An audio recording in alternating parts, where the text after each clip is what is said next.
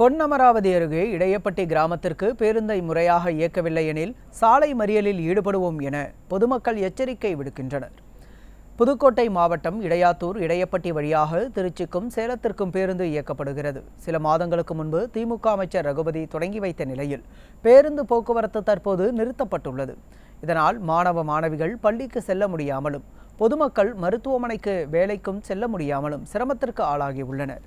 விடியா ஆட்சியில் முறையாக பேருந்துகள் இயக்கவில்லை என குற்றம் சாட்டிய பகுதி மக்கள் பேருந்துகளை முறையாக இயக்க வேண்டும் என கோரிக்கை வைத்துள்ளனர். பஸ் வசதி கிடையாது எங்களுக்கு. நாங்கள் வேலைக்கு போகணும், பிள்ளைங்களுக்கு ரொம்ப ஸ்கூலுக்கு போகிறதுக்கு ரொம்ப இதுவாக இருக்குது, ஆஸ்பத்திரிக்கு போகிறதுக்கு ரொம்ப இதுவாக இருக்குது. நாங்கள் வேலைக்கு போகிறவங்கள எப்படி லேடிஸ் எப்படி போகிறது? லேடிஸு ஒரு அந்த பஸ்ஸை கரெக்ட் பண்ண முடியலை. அந்த பஸ் இங்கே உள்ளே வரல.